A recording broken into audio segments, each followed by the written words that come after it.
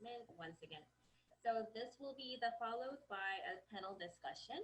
So, and there will be also a Q&A session after the discussion. So if you have any questions or comments, please log on to the Slido in this chat window and leave your questions.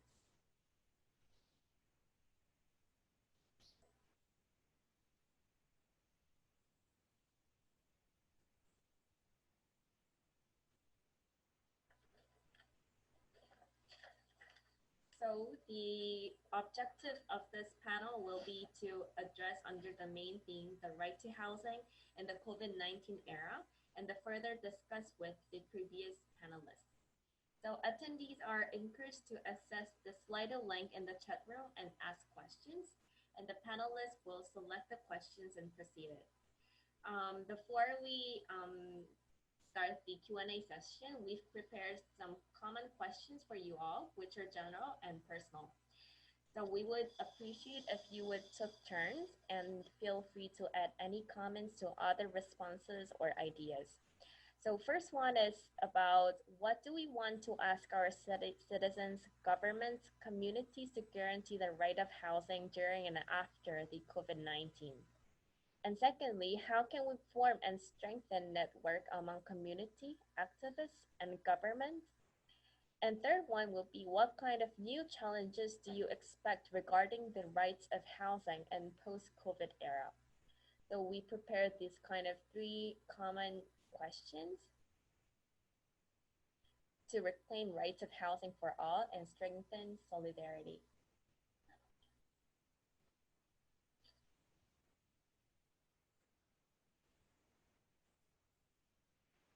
And these are some of the questions we prepared to each of the panelists. So first one will be for Jung-eun Ho. So regarding the lump sum deposit you've mentioned during the presentation, we will appreciate if you would elaborate the efforts to solve lump sum deposit issues in Korea. And secondly, to Anna Karina. I think Latin America and Korea have similarities in terms of widespread informal housing. So what kind of measures could we take to bring the issues to the public sector and aid those who are dwelling in such informal areas? And thirdly, to Desiree, what kind of challenges do you face during the COVID era to guarantee the rights to housing of people with disabilities in your organization? We prepared this question because we were kind of curious about your experience in your organization. And fourth, to Rafael Obanyo, you've mentioned public-private partnerships regarding COVID-19 and housing policies. So could you please give a detailed example regarding partnerships and expected challenges? And lastly, to Julieta Peruca, we would like to ask, you've mentioned homeless being ticketed by police, but would you please give us a detailed explanation, and is there any solution to address issues between governmental authority and homelessness? Yeah, these are the questions we prepared, but if you need time to prepare your responses, feel free to take your time, and we would appreciate if you take turns and give your responses. Thank you.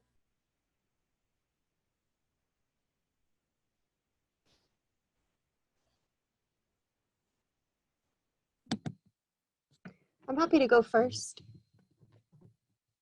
So one of the biggest challenges that I face when trying to guarantee the rights of housing for people with disabilities is convincing the local municipalities that people with disabilities need housing. Because deinstitutionalization is so new, it's almost as if the population is invisible to know that they would need housing. People don't think about people with Down syndrome, that they need housing, or people with cerebral palsy or autism. It's just not even on their radar. So one of the biggest challenges is showing people that people with disabilities need to access housing, and particularly people with developmental disabilities, or they will have no choice but to live in a provider-controlled setting. Just 2 weeks ago, there was the first international review of studies on homelessness and intellectual and developmental disabilities. And they estimated that 12 to 39%, which obviously is a big range, of people who are experiencing homelessness have an intellectual and developmental disability. And of those people, they were experiencing homelessness at a later age, and oftentimes it was due to the loss of a caregiver. So if we can decrease that transition to homelessness by identifying people with disabilities who need housing and then providing the assistance, you know, we can start to kind of tick away at what are some of the barriers and why people are experiencing homelessness. So maybe I can just follow up and answer my question, because I think it leads in so nicely with what Desiree said. So I think one of the huge issues is that there is very strong discriminatory notions towards people living in homelessness as normally criminals or not deserving of the same rights as the rest of us. And one of the ways that governments show this discrimination is through the use of police enforcement to actually deal with homelessness, which usually means that you're actually using the police force to deal with people with psychosocial disabilities who need anything but police involvement at that moment.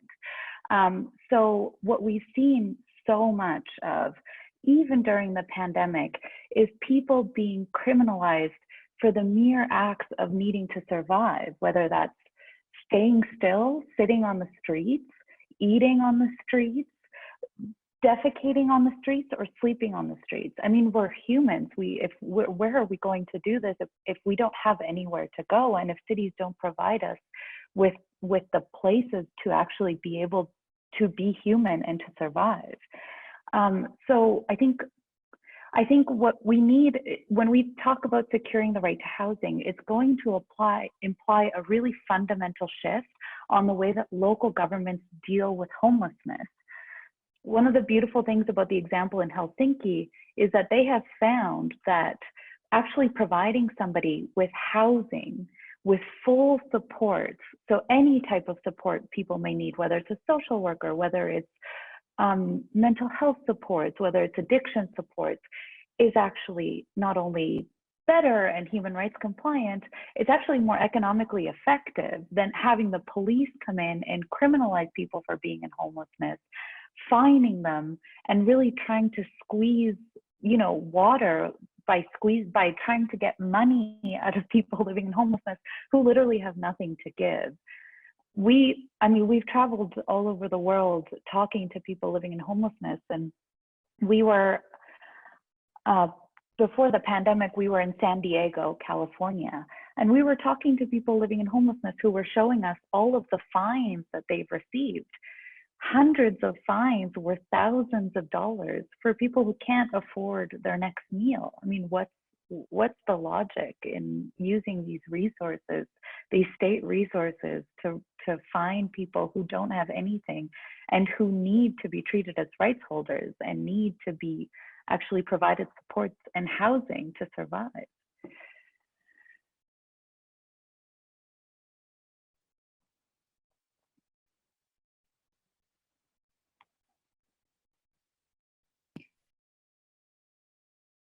Can I go next? Yeah, thanks so much. On the question of the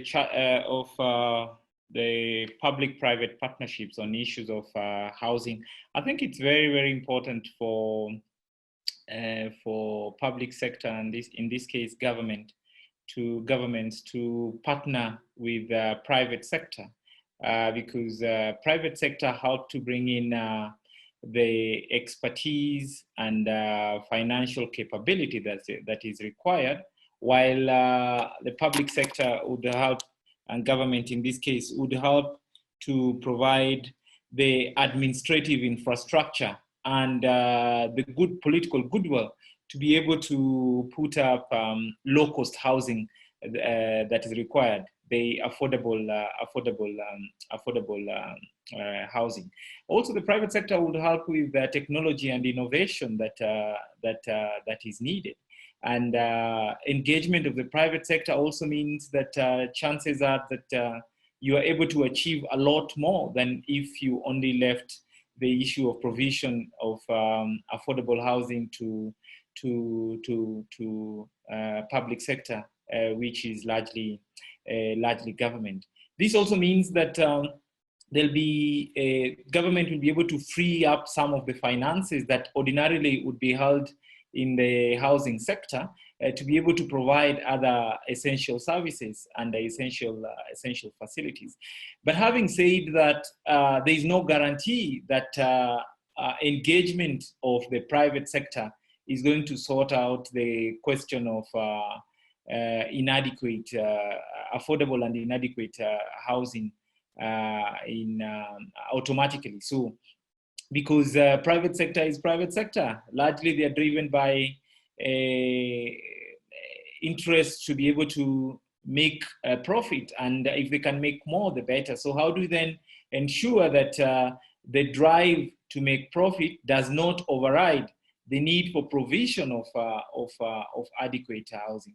Two, private sector will only do what they're asked to do, and they won't do anything more. So engagement with the private sector, we also need to ensure that government still remains with responsibility of providing affordable housing, which is decent and meets, like Julieta did say, the human rights standards. It's extremely important. Again, provision, I mean, engagement of the private sector tends to push out, because private sector, largely they are interested in people who can afford those houses. And so sometimes engaging the private sector, and we've seen it in the slum upgrading programs, when the private sector now wants to recoup back or recover the debt or recover their investment, you will find that poor people tend to even be marginalized further. And so slum upgrading, provision of a housing for all ends up just benefiting a different category of people, not necessarily the target group who are actually the poor. So there's a lot of measures that we need to put in place, even as we reach out to the private sector, even as government reaches out to the private sector to provide affordable housing. While it is important, there are high risks which actually needs to be mitigated and taken into consideration. Thank you.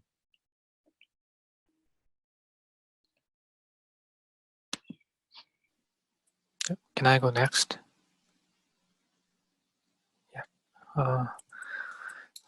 다시 한글로 할게요.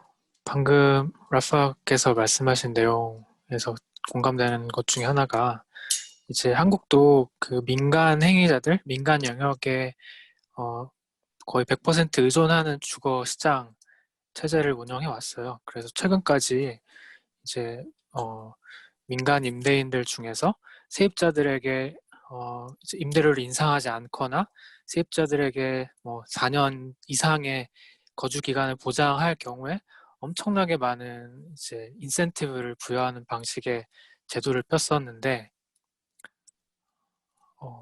지금 통역이 안 된다고 하네요.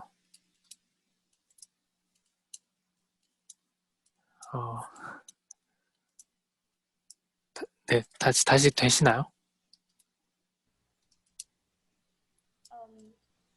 We will check if the translation is working.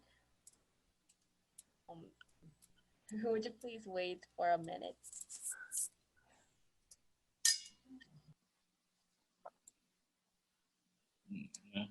되시나요? 네. Now it's working. Thank you. 네, 그 라파께서 말씀하신 내용 중에 공감되는 것 중에 하나가, 이제 한국은 민간 영역에 굉장히 의존하는 하우싱 마켓을 운영하고 있었고, 실제로 아까 말씀드린 럼섬 디파짓이라는 것도 그러한 정책 중에 하나였거든요. 근데 최근까지 한국은 이제 민간 임대인들 중에서 세입자들에게 임대료를 인상하지 않거나 혹은 세입자들에게 4년 이상의 거주 기간을 보장할 경우에 이제 엄청나게 많은 세금 혜택을 부여하는 방식의 제도를 폈었어요. 근데 그러한 제도가 이제 주택 가격의 상승의 원인 중에 하나로, 그러니까 메이저 카우스 중에 하나로 이제 인정됐다는 것을 정부도 인정하고 나서, 그리고 나서부터 이제 민간 행위자들을 규제하는 정책을 한국은 거의 2차 세계대전 이후에 거의 처음으로 이 규제를 도입한 거거든요. 그리고 또 하나가 아까도 말씀드렸다시피 한국은 이제 공공임대주택이 이제 프라이빗타이제이션이 엄청나게 빠른 속도로 진행될 것으로 우려되고 있어서 이제 그것들을 이제 그것들의 부작용을 방지하기 위한 대책들을 우리가 앞으로 더 많이 논의를 해야 될 것 같고, 그래서 제가 강조하고 싶은 것들은 뭐 민간 영역은 뭐 어떤 부분에서는 이제 주거권 보장을 위한 정책의 가장 소중한 파트너 중에 하나로 자리매김해야 되지만, 실제로 이게 한국같이 지방정부의 역할이 굉장히 취약한 국가에서 이제 민간 행위자들에게 의존하는 어떤 비율을 더 높이게 되면 그런 것들이 실제로 주거 지원이 필요한 취약계층에게 연결될 가능성보다는 또 민간 행위자들에 의해서 다시 또 주거 시장이 왜곡되고, 그래서 그로 인해서 이제 어떤 전반적으로 굉장히 많은 사람들이 주거권을 오히려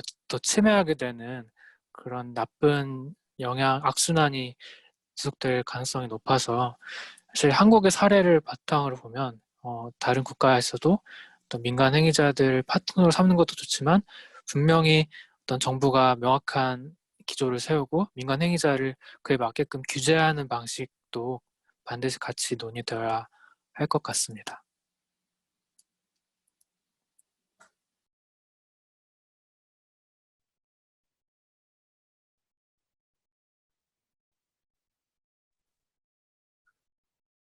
Could I go next?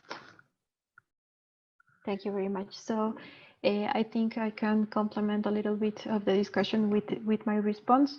In the case of Latin American, I think the biggest issue in regards of the spreading of the informal settlements is the notion of the concept of housing in society, not only in the government, but in the entire society. So housing is considered as a value of change instead of a value of use.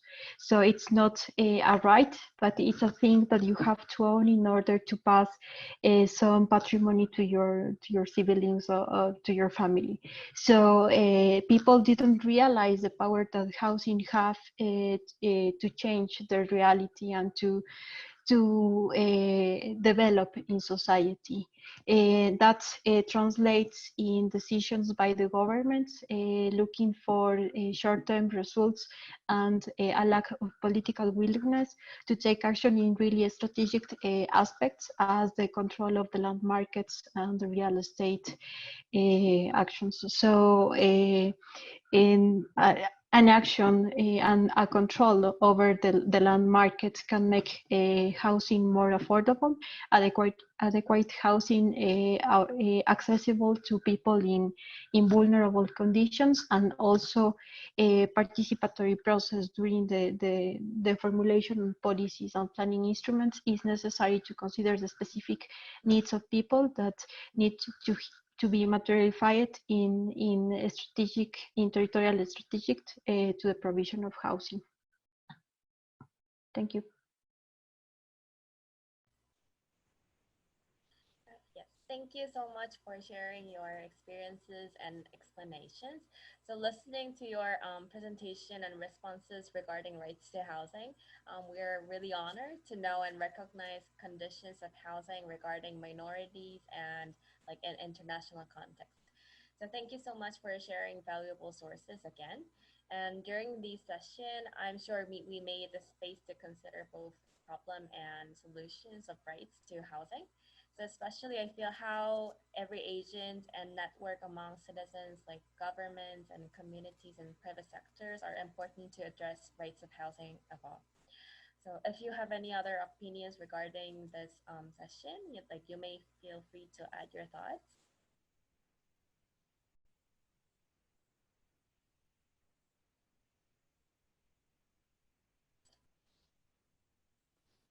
Can I just say something regarding the last point here about what kind of new challenges do we expect? I think from our vantage point, I feel like the challenges that we can expect are really immense. And as kind of new leaders or emerging leaders, I think it's really important that we don't silo ourselves in how we view the social problems that we're facing. Particularly in the area of housing, I think it really needs to be linked very strongly to climate change. When we're talking about, for example, the upgrading of informal settlements, that's going to have a huge impact on climate change, as well as it is on human rights. So we need to make sure that, for example, when we are talking about private-public partnerships in order to secure the right to housing, that governments have really solid frameworks through which private actors can work that ensure that they are not increasing emissions that make it impossible for countries to meet their emission targets, and to ensure that they're not actually violating human rights, that housing remains affordable, that people who are going through upgrading process can actually stay in situ and not be displaced. So there's so many elements in our societies that I think our generation, we can't afford to just look at things in silos. We really have to look at the kind of the collective good, social good, and really the environmental impact that has.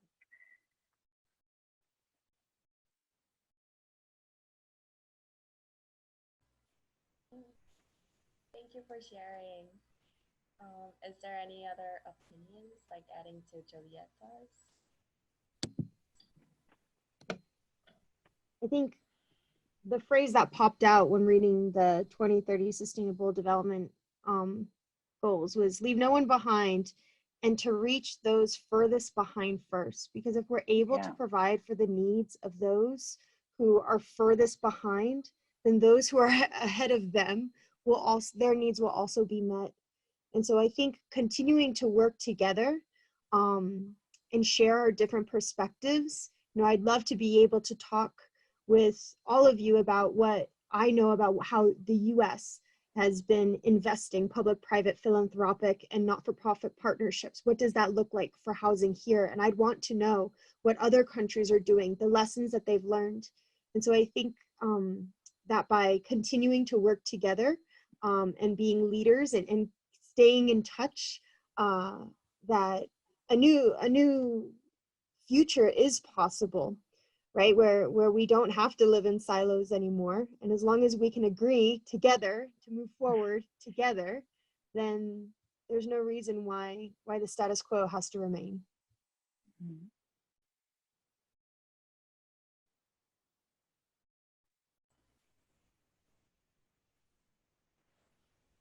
Oh, Raphael, I think you're muted. Can you hear me now? Yeah. Great. I think for me, I just want to emphasize 2 points based on the questions.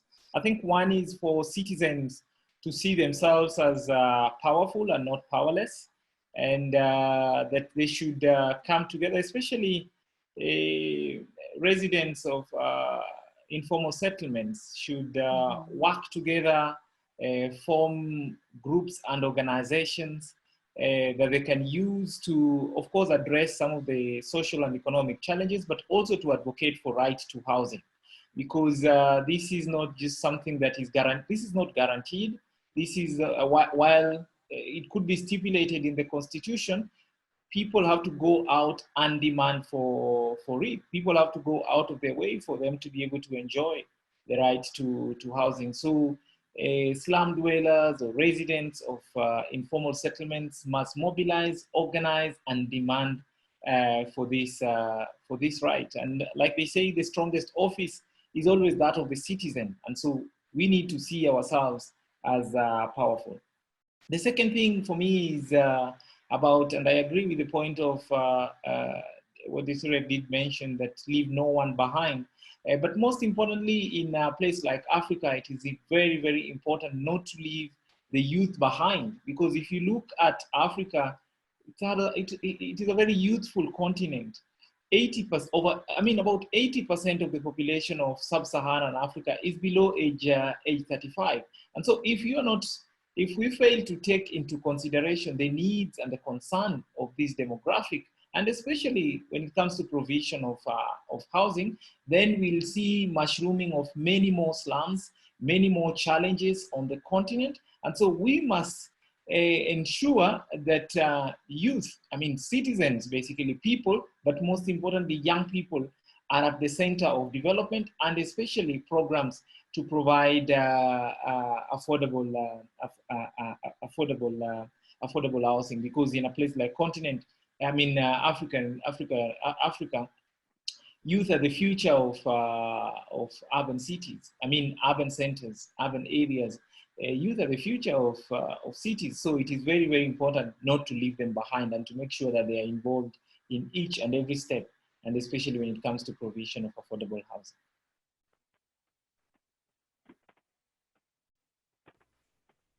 Thank you so much for your sharing. We also value network and solidarity of us to guarantee rights to housing. Thank you very much for responding to our questions. So finally, before we end, because it's almost the end of our session, we will be very thankful if one of you or like two of you could share your thoughts or feelings about today's session.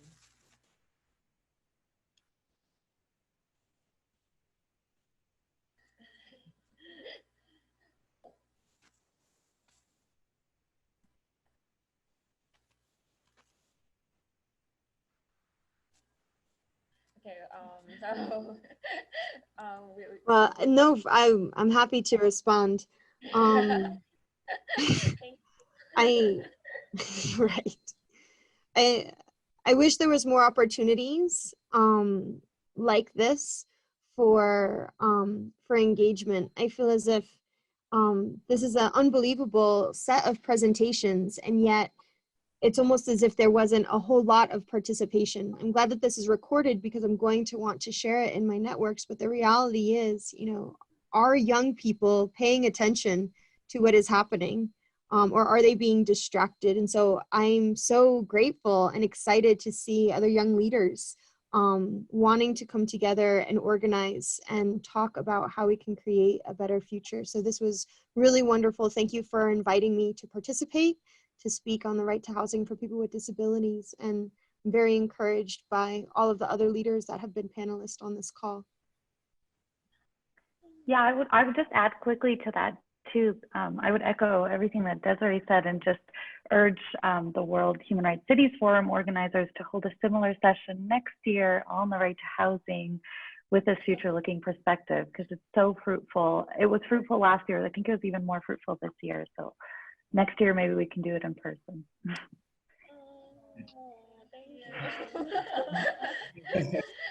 And from me too, I just want to say that this was quite insightful. This was quite inspirational. This is quite impactful. I think I really appreciate this conversation, and especially getting these outstanding fellow panelists. I think I have, as a panelist, I've also been able to learn quite a lot, and I think we should continue this conversation, but not just at forums. I think we should continue partnering and networking and sharing information and see how best we can strengthen our various initiatives and advance our shared goals. Other than that, I want to thank you guys so very much. And I've thoroughly enjoyed the session and look forward to continued engagement. Thank you.